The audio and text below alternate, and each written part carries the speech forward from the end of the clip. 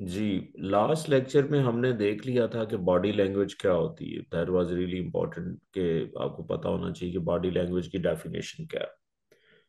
तो जस्ट मैं हल्का सा आपको रीकैप दूंगा कि बॉडी लैंग्वेज बेसिकली एक नॉन वर्बल कम्युनिकेशन है।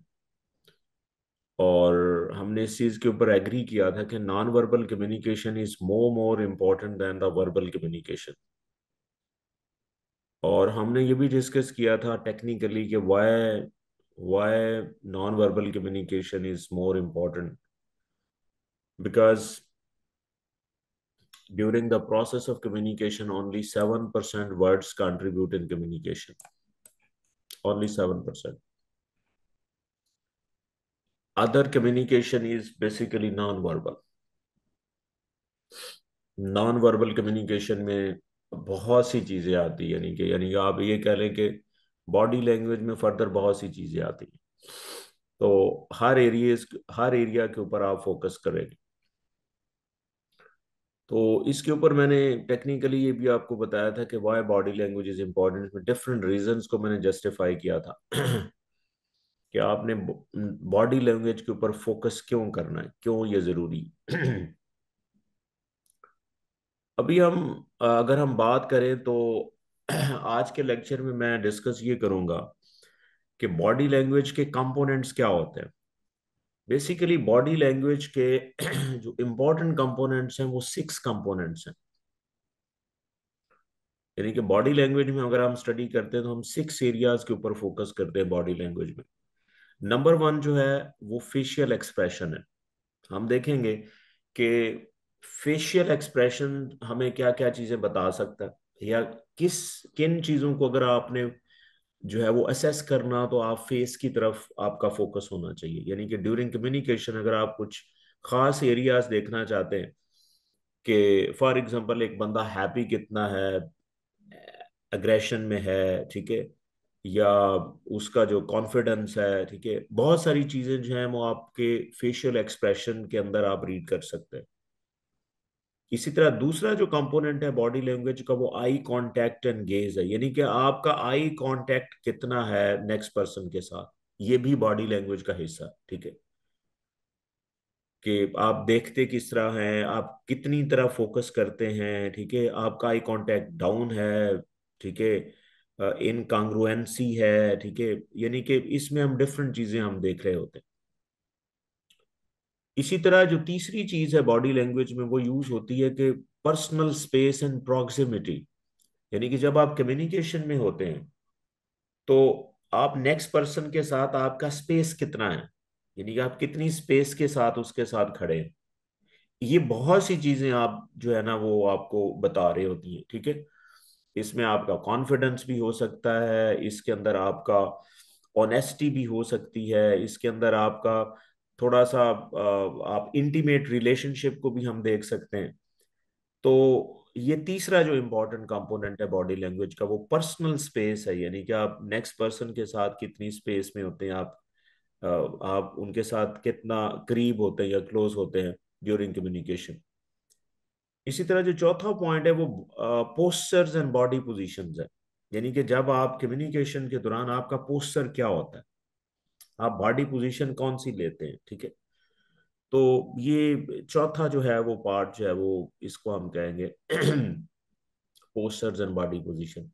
इसी तरह जो फिफ्थ है वो जेस्चर्स हैं एंड हैंड मूवमेंट्स। यानी कि आप ड्यूरिंग कम्युनिकेशन आपके हाथों की मूवमेंट कैसे है, ओपन है, क्लोज है, ठीक है, डाउन है, ठीक है, मॉडरेट है, ठीक है, हाथ आपके अपवर्ड हैं, डाउनवर्ड हैं, कैसे हैं। यानी कि आप बात करते हुए ऐसे हाथ करते हैं, ऐसे रखते हैं, ठीक है। आपकी मूवमेंट जो है वो मैटर करती है, ठीक है। आपके हाथ ओपन आप मूव करते हैं या आपके हाथ क्लोज होते हैं, ठीक है। तो ये हैंड मूवमेंट्स और जेस्चर जो है ये आपका पांचवा इंपॉर्टेंट जो है वो कंपोनेंट है बॉडी लैंग्वेज का। इसी तरह जो सबसे इम्पोर्टेंट जो है वो वोकल क्यूज है। यानी कि टोन ऑफ वॉइस है। यानी कि आपकी जो कम्युनिकेशन में जो आपकी पिच है, आवाज का वॉल्यूम है, टोन है, अब देखें बहुत से लोग इसको वर्ड्स में काउंट कर लेते हैं, लेकिन आपकी जो वॉइस है, टोन है, ये भी बॉडी लैंग्वेज का हिस्सा है। ठीक है, आप वर्ड्स जो भी बोल रहे हैं उसके का अपना मतलब है, लेकिन आप वो किस टोन और किस पिच और किस वॉल्यूम से बात कर रहे हैं, ठीक है, या एक खास लफ्ज के ऊपर क्या उस एक खास लफ्ज के ऊपर वॉल्यूम चेंज होता है या नहीं होता, ये बहुत इंपॉर्टेंट है। फॉर एग्जाम्पल, मैं एक बात करते हुए एक लफ्ज के ऊपर मेरा वॉल्यूम जो है वो डिफरेंट हो जाता है, it has an important thing, आपने समझना है कि इस लफ्ज के ऊपर वॉल्यूम क्यों ज्यादा हुआ। ठीक है ना, वो मैटर करता है। ठीक है, वो आपको बता रहा होता है कि इस लफ्ज में, ये जो लफ्ज इसने बोला है नेक्स्ट पर्सन ने, उसमें क्या वैल्यू है इसकी।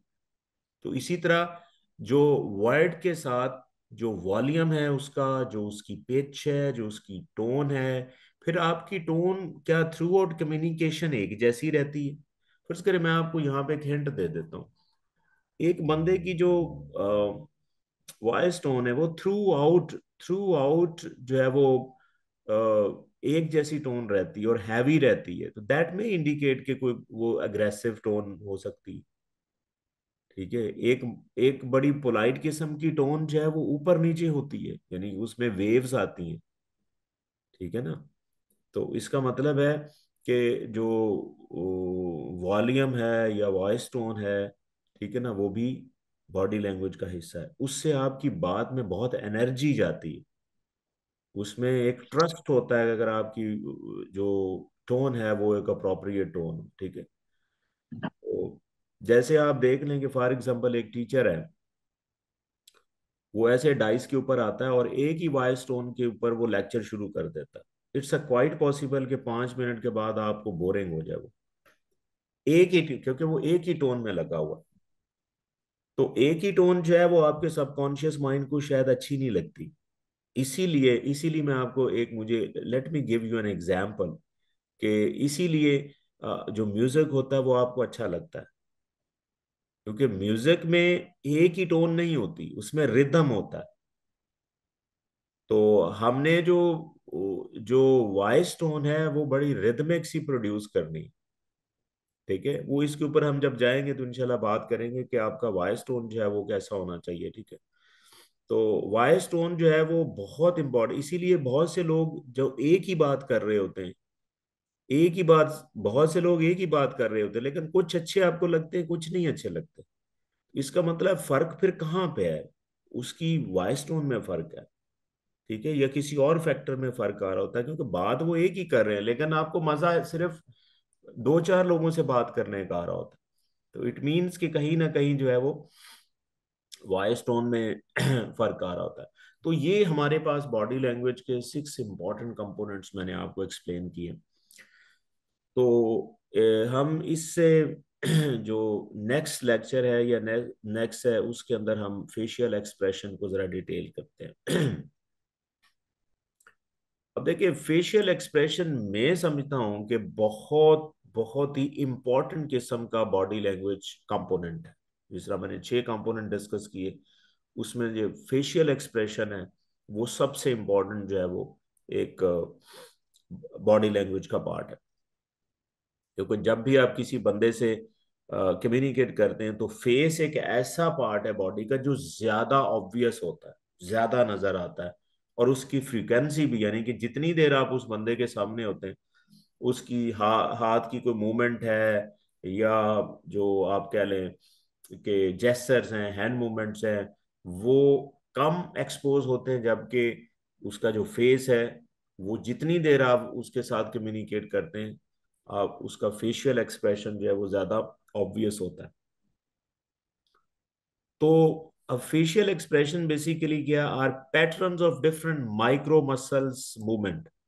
अब सम टाइम कुछ लोग समझते हैं कि जी फेस को आप तो देख रहे होते हैं, इसमें देखें फेस के अंदर एक कुछ ऐसे मसल्स होते हैं जो बहुत छोटे मसल्स होते हैं और उनकी मूवमेंट बहुत थोड़ी देर के लिए होती है। ठीक है ना, एक आम बंदा जो है, जब उसको धोखा होता है ना, तो वो फेशियल माइक्रो फेशियल एक्सप्रेशन के ऊपर उसका ध्यान ही नहीं जाता। अगर ध्यान चला जाए ना, तो उसका फेस जो है वो सही बता देता है कि वो ये बंदा क्या करने जा रहा है। वो उसकी बातों पे यकीन नहीं करता, क्योंकि मैंने अक्सर आपको कहा कि बातों में झूठ हो सकता है लेकिन बॉडी लैंग्वेज में झूठ नहीं होता। अब फेशियल एक्सप्रेशन समटाइम ऐसे होते हैं, इनका ड्रॉबैक ये होता है कि फेशियल एक्सप्रेशन बहुत इवन माइक्रो मिली सेकंड्स के लिए होते हैं। समटाइम आप बात कर रहे होते हैं, आपने जब उसने कोई बात की है तो उसके फेशियल एक्सप्रेशन भी साथ चेंज हुए हैं उस बात के, तो उस टाइम हो सकता है आपका ध्यान नीचे हो और आपने उनके फेशियल एक्सप्रेशन को गौर से ना देखा हो। तो अगर आप उनके फेशियल एक्सप्रेशन को गौर से देखेंगे तो आपको वो बहुत इंपॉर्टेंट क्यू देंगे, ठीक है, कि ये कहना क्या चाह रहा है। क्या ये जो कहना चाह रहा है लफ्ज क्या उसका सहारा देते हैं? तो बिलीव मी कि अगर आपको बॉडी लैंग्वेज आ जाएगी तो आप उसके लफ्जों के ऊपर ध्यान ही नहीं देंगे। जिसे हम अक्सर कहते हैं ना कि यार ये बंदा बात जो भी कर रहा है लेकिन मुझे वाइब्स अच्छी नहीं आ रही, मुझे वाइब्स अच्छी नहीं आ रही। ठीक है ना, वाइब्स का यही मतलब है कि उसको बॉडी लैंग्वेज कह रही होती है कि नहीं ये ऐसा नहीं है, जो ये कह रहा है ऐसा नहीं है। ठीक है ना, जो वाइब्स का आना है ना वो बेसिकली बॉडी लैंग्वेज ही आपको बता रही होती, वो बॉडी लैंग्वेज ही होती। जाहिर है हमें उससे जानकारी नहीं होती, हम उसको अंडरस्टैंड नहीं कर रहे होते, लेकिन आपका सबकॉन्शियस माइंड उसको डिटेक्ट करता है। आपका जो सबकॉन्शियस माइंड है वो उसको डिटेक्ट करता है और अनकॉन्शियसली आपको वो बता रहा होता है कि ये सही है। हाँ, अगर आप कहते हैं वाइब्स बहुत अच्छी आ रही हैं, इसका मतलब है कि बॉडी लैंग्वेज उसके वर्ड्स को सपोर्ट कर रही होती। ठीक है ना, तो इनडायरेक्टली या वो कहता भी नहीं है, वो बात कहता भी नहीं है, लेकिन बात वो बॉडी लैंग्वेज कह रही होती। उसने अगर कोई बात ऐसी कही भी नहीं है लेकिन फिर भी आप कह रहे होते नहीं नहीं मेरा काम लगता हो जाएगा क्योंकि मुझे वाइब्स अच्छी आ रही। वाइब्स बेसिकली कहीं ना कहीं बॉडी लैंग्वेज की साइन होती, फेशियल एक्सप्रेशन होते हैं जो हम शायद डिटेक्ट नहीं कर पा रहे होते, लेकिन आपका सबकॉन्शियस माइंड उसको डिटेक्ट कर लेता है। जैसा मैंने आपको लास्ट लेक्चर में बोला था कि बॉडी लैंग्वेज एक यूनिवर्सल लैंग्वेज है। ठीक है, वो लैंग्वेज अगर आप सीखें भी ना ना तो अनकॉन्शियसली आपको कोई ना कोई वो मैसेज दे रही होती। तो facial expression basically micro motor muscles होते हैं आपके फेस में। ठीक है ना, बहुत सी जगह पे चीक्स हैं, ठीक है, अपर लिप्स हैं, ठीक है, फोरहेड के मसल्स हैं। ठीक है, ये माइक्रो मसल्स होते हैं और ये मोटर मसल्स होते हैं, इनमें मूवमेंट होती है, लेकिन ये आपने ध्यान करना है कि जो है वो कौन से मसल जो हैं वो स्ट्रेच हुए हैं तो उसका क्या मतलब है। ठीक है, तो इसी तरह for example why facial muscles are important, जिसका मैंने कहा था कि बॉडी लैंग्वेज को इंपॉर्टेंट है क्योंकि जो फेशियल मसल्स होते हैं they can convey a wide range of emotions and behaviours. ठीक है ना, ये ज्यादातर हमें जो फेशियल एक्सप्रेशन है ये हमें सर्टेन बिहेवियर्स और इमोशंस को इंडिकेट करते हैं। जैसा इमोशन में सैडनेस है, हैप्पीनेस है, ठीक है, एंगर है, ठीक है, ये सारे इमोशंस और फीलिंग्स जो हैं ये हमें फेशियल एक्सप्रेशन से मिल रही होती। अगर हम इन एरियाज को फोकस करना चाहते हैं तो आपकी कोशिश होनी चाहिए कि एक बंदा हैप्पी देखना चाहते हैं, या समटाइम कुछ लोगों में बहुत होता है ना कि लाइक वो लफ्ज से ये कह रहे होते हैं कि नहीं मैं तो बहुत हैप्पी हूँ, लेकिन उसके साथ साथ उसके जो फेशियल एक्सप्रेशन है वो कहीं और जा रहे होते हैं। इसका मतलब क्या है? इसका मतलब यही है कि उसके फेशियल एक्सप्रेशन कुछ और कहना चाह रहे हैं। ठीक है, तो आपने फोकस बॉडी लैंग्वेज के ऊपर करना है। अगेन मैं वर्ड्स के ऊपर जो है वो एम्फेसाइज जो है ना वो इतना नहीं करता।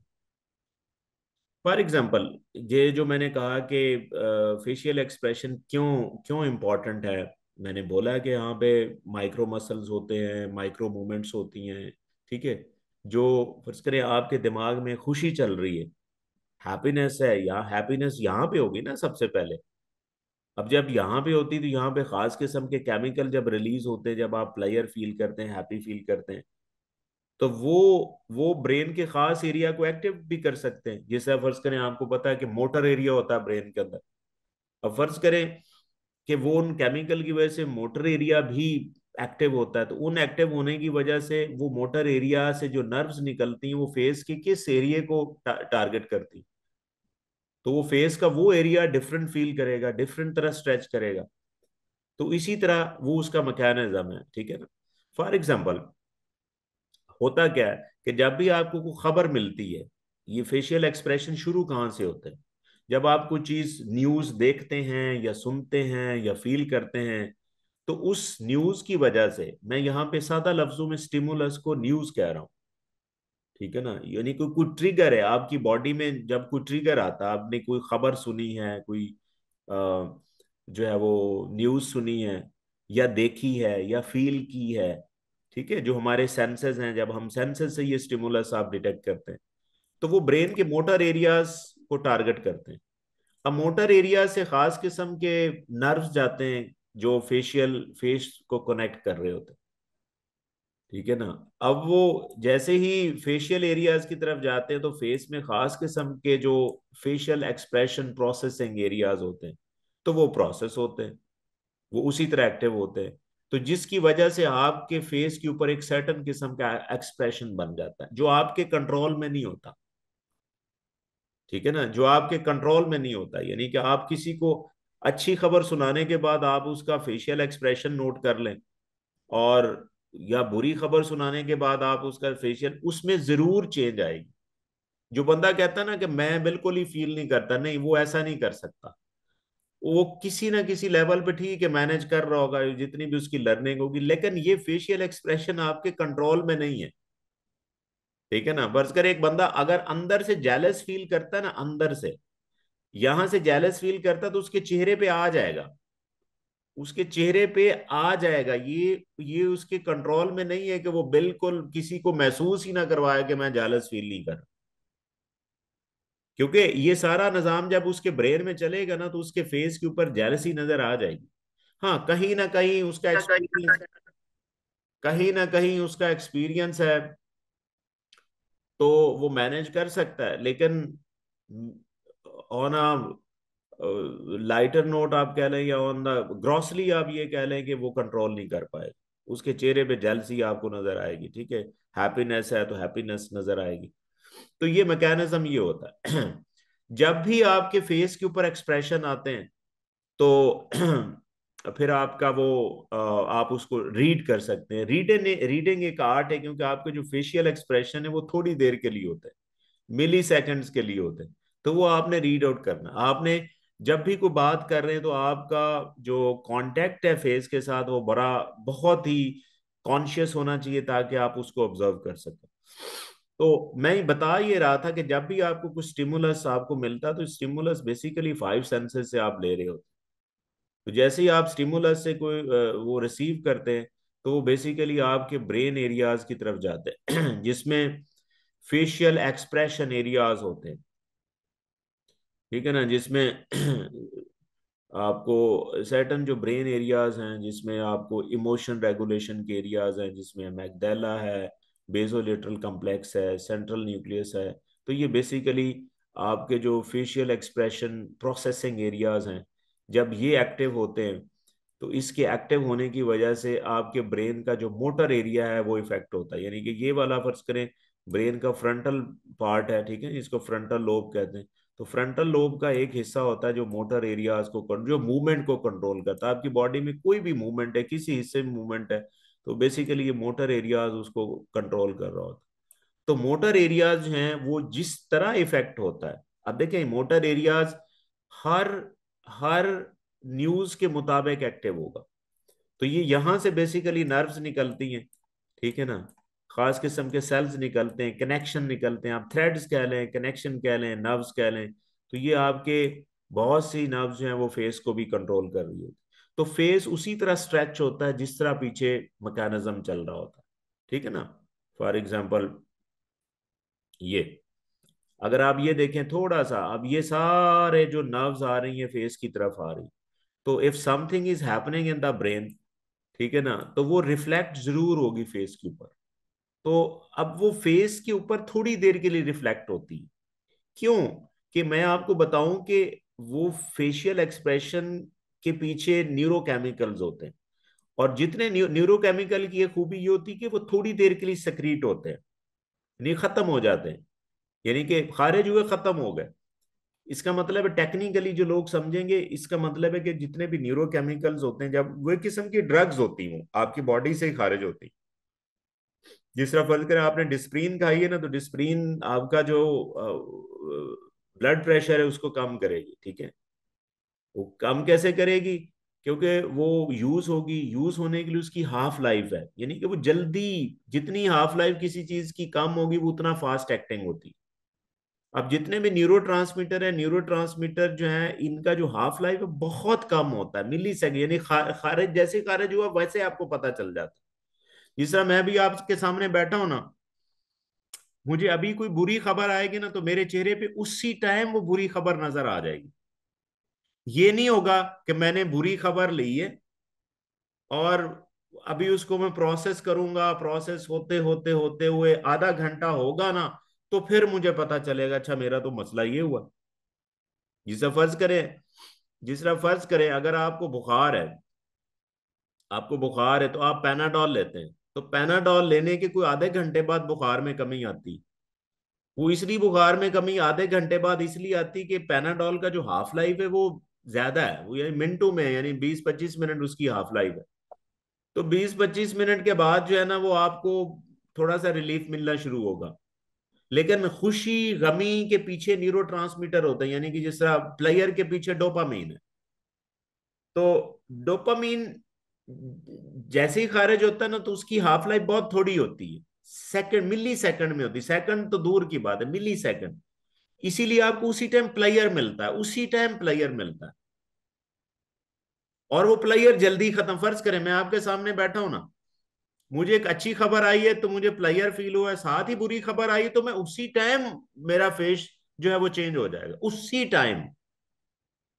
ठीक है ना। अगर उसी टाइम ना ना हो तो फिर ऐसे हो कभी कि फर्ज करें अगर आप अभी खुश बैठे हैं, तो आपको कोई बुरी खबर आई है, तो उसकी वजह से कोई ऐसा न्यूरोकेमिकल रिलीज हुआ जिसकी हाफ लाइफ ही जो है वो 2 घंटे, तो आपको 2 घंटे के बाद जो बुरा फील होना शुरू होगा। तो ये आप, जिस तरह हम किसी को जोक नहीं सुना रहे होते, जैसे आप जोक सुना रहे हैं वैसे उसकी हंसी आती है। क्योंकि जोक जो है वो आपका ऐसा न्यूरोकेमिकल रिलीज करता है जिससे आप हैप्पी होते हैं, और उस न्यूरोकेमिकल की हाफ लाइफ भी बड़ी थोड़ी होती है, जिसकी वजह से आप उस जोक के ऊपर उसी टाइम हंसते हैं। अगर ये न्यूरोकेमिकल की हाफ लाइफ ज्यादा होती ना, तो आप जोक सुनने के कोई आधा घंटे के बाद आप में स्माइल आती। तो इसका मतलब है कि न्यूरोकेमिकल जो है, न्यूरोकेमिकल जितने भी उनकी हाफ लाइफ बहुत थोड़ी होती है। जैसे वो रिलीज होता है, आपके मसल एक्टिव होते हैं, उसी टाइम आपका जो फेस है उसी टाइम कंट्रोल होता है, उसी टाइम आल्टर हो जाता है। तो ये पूरा मैकेनिज्म है, इस तरह जो ये आपके कंट्रोल में नहीं है, ये आपके कंट्रोल में नहीं। इसीलिए मैंने आपको कहा था कि बॉडी लैंग्वेज आपके कंट्रोल में नहीं, इसीलिए आप इसके ऊपर ज्यादा ट्रस्ट कर सकते हैं। क्योंकि अंदर से जो खबर आएगी ना, अंदर से जो कंट्रोल होगा वही होगा। तो इसीलिए बॉडी लैंग्वेज ना एक यूनिवर्सल लैंग्वेज भी है, एक यूनिवर्सल लैंग्वेज भी है, कि अगर आप इसको फॉलो करते हैं तो आप दुनिया के किसी हिस्से में भी चले जाए ना, तो इस लैंग्वेज को समझने की जरूरत नहीं, ये एक नेचुरल लैंग्वेज है। ठीक है ना। जिससे मैंने आपको बताया था कि एक एशियन है, वो भी जैसे अच्छा फील करता है तो उसके चेहरे पे भी उसी तरह की स्माइल आएगी। एक गोरा है तो उसके चेहरे पे भी ऐसी स्माइल आएगी। तो इसका मतलब है बॉडी लैंग्वेज एक एक यूनिवर्सल लैंग्वेज है, इसीलिए भी ये इंपॉर्टेंट है। तो ये फेशियल एक्सप्रेशन जो है वो इस तरह मूव करते हैं। ये इसका मैकेनिज्म मैंने आपको एक पेज पे फर्ज करें ये बता दिया। ये जैसे जैसे ही ये मूवमेंट, यानी कि आप 5 सेंसेस से ब्रेन आपका डिटेक्ट करता है, तो इसी तरह मोटर एरिया एक्टिव होता है, मोटर एरिया एक्टिव होगा तो फेशियल एक्सप्रेशन होंगे। अब जिस तरह फेशियल एक्सप्रेशन होंगे तो आपको इस तरह के इमोशंस आ सकते हैं, डिपेंडिंग ऑन के पीछे स्टिमुलस क्या है। जिस तरह का स्टिमुलस होगा उसी तरह ब्रेन एरियाज एक्टिव होंगे, उसी तरह आपके फेशियल एक्सप्रेशन जो है वो अपीयर होंगे। तो ये बेसिकली पीछे न्यूरो साइंस ये है, neuro science behind the facial expression, आप ये कह सकते हैं।